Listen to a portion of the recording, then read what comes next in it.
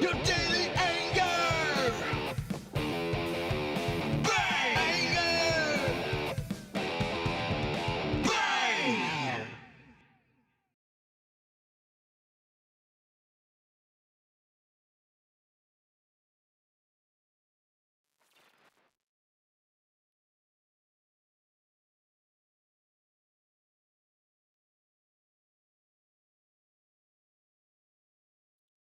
Ladies and gentlemen, welcome to the Daily Anger Bang. My name is JC. This is your late night rated R golf content. Wanted to jump on. I know it's a really late night edition, but we didn't actually think this episode would even actually unfold and or take place just based on the weather conditions out here in Georgia. We as California folks are not really used to the tornado warnings and or the hurricane force gusts slash lightning strikes that are going on. It's just absolutely different. It's weird. It's nerve wracking all at the same time. So thanks for joining us. We didn't know if we were gonna have to go get flashlights. I felt like I was back in California when fires would hit. But excited to be here. This is day 2 of the WGC Match Play recap show. This is one of those things that we went out and watched quite a bit of golf. But the thing that I need to address first and foremost is this.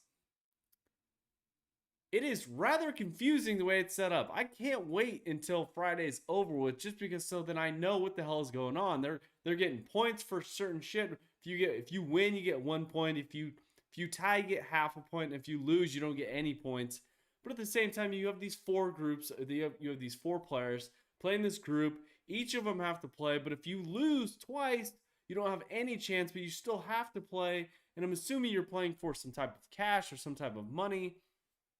But it's all said and done, I'm absolutely, utterly confused. But tomorrow, we definitely have some sudden death matches that are gonna evolve and bring in some of that excitement and some of that entertainment that we're looking for. So let's get to the show. But today was a great couple matches. I mean, we had Jordan Spieth and Matt Wolff absolutely battling back and forth. They were just playing horrible golf. And Matthew Wolff squeaked out and got the victory. Dustin Johnson came down to the wire over a guy who he actually probably didn't even know who it was. And it was one of those matches that, you think back and you don't actually know. I picked Dustin Johnson to win the whole damn thing. And sure enough, he's going out there 2 days in a row, absolutely struggling. And I don't even know who the guy was. I mean, so anyway, he didn't actually win. He actually tied the event. It was came down to the 18th hole, and sure enough, they tied. Robert McIntyre. No clue. Absolutely no clue who that guy is. But it was fun today. It was actually fun to see some of those guys go out there and play really well. The one guy who I watched most of the day was Ian Poulter.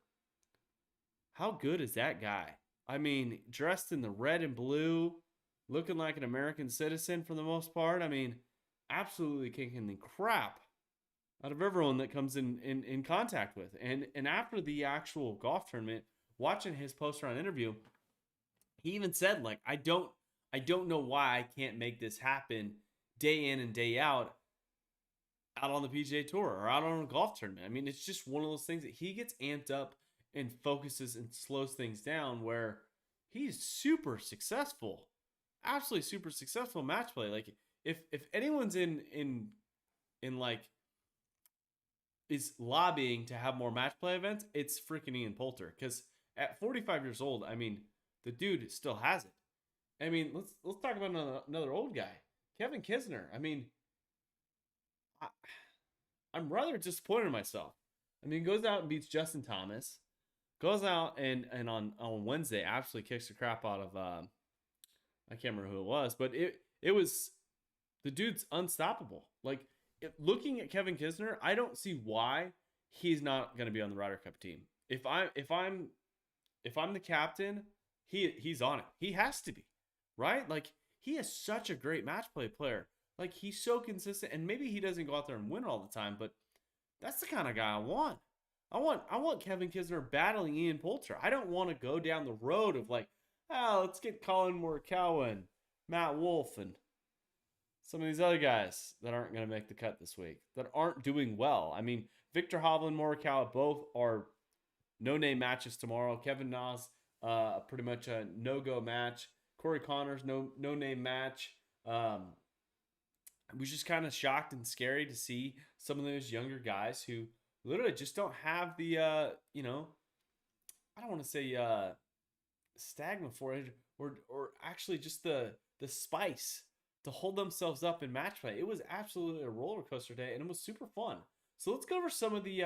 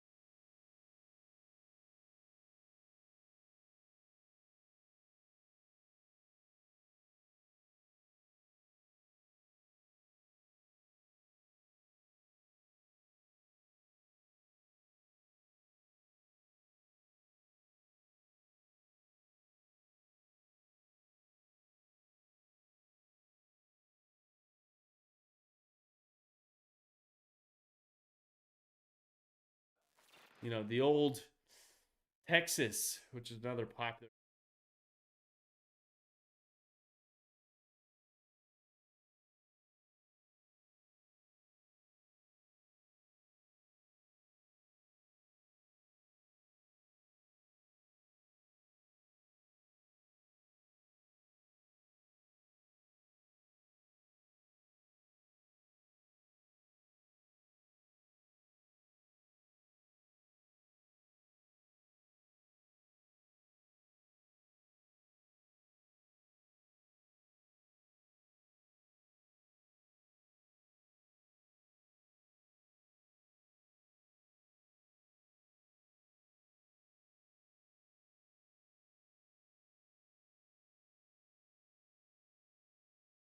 Go with.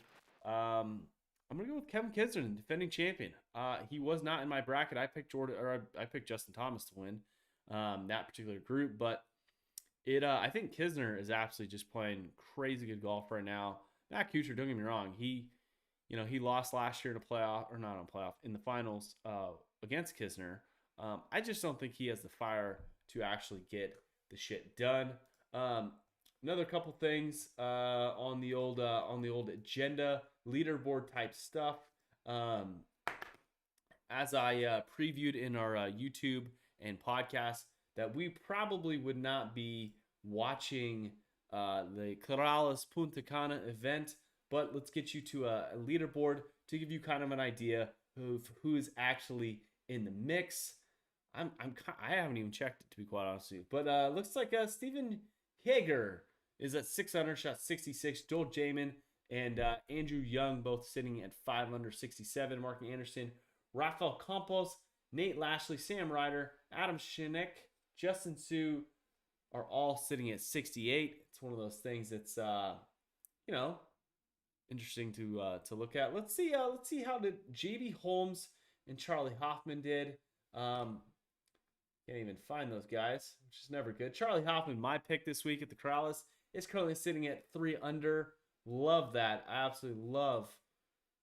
Or excuse me, I did not pick Charlie Hoffman. Yeah, I did. I picked Charlie Hoffman. Sorry, my bad. Jeff went ahead and picked JB Holmes. Where is JB Holmes? Did he WD? What happened to him? Scrolling pretty far down. This isn't good for Jeff. Did he withdraw from slow play? No, he actually is +2 at 74. Looks like I've got a 5-shot lead going into tomorrow, which we'll keep track of that. It's but the folks out in California, beautiful California, the Kia Classic was one of those events that looked like a real golf course. The conditioning was absolutely horrible. The fairways, they were unsure if they were gonna overseed. They're looking to absolutely get into some type of renovation, but unfortunately they had some weather to deal with. Couple notables: Indy Park sitting at 66, 600, played absolutely great golf. Hojo Kim sitting at 5 under. Inji Chun, Stephanie Meadow, Sophia Popov, Mel Reed are all sitting at 4 under, which is I'm gonna go with hopefully Sophia. I like Sophia for some reason. She's been featured on the show before, but one notable Michelle Wee West unfortunately went out and shot 81 at 9 over par. But in her post-run interview, it's it's one of those things that she hasn't played golf in a professional tournament for almost 2 years. Went out there and did it. Shot 81. That's not good. It's not looking good for her. But she had a lot of positive things to say. She said that she just had a couple bad breaks that ended up making her shoot really horrible. I don't know if that's entirely true. I mean, I think in golf, most people pretty much create their own breaks. But with that being said, guys, unless you guys have any questions, that's pretty much the news when it comes down to the Daily Anger Bang. Let's get to some of the comments. Wade's Farm, you're the man. Love the show. Thanks, buddy. It's one of those things. Thank you. You're a big supporter of the Aloha Press, and we're a big supporter of good old Wade's Farm. 209.com. If you need your seasonal elephant garlic, go check them out. And again, wadesfarm209.com. But with that being said, guys, really appreciate it. It's something that we enjoy doing the show. It's one of those nightly events, some of your Radar Golf content to hopefully you guys enjoy. But with that being said, always shop local. The ALOHApress.com. We got some hats left in the good old store. But with that being said, okay. We got Wade's Farm joining us here on the old Instagram show. Let's go ahead and go live with Wade. We're gonna go ahead and shut down the old YouTube show. Let's see if he joins up. What's going on, Wade? How's it going, buddy?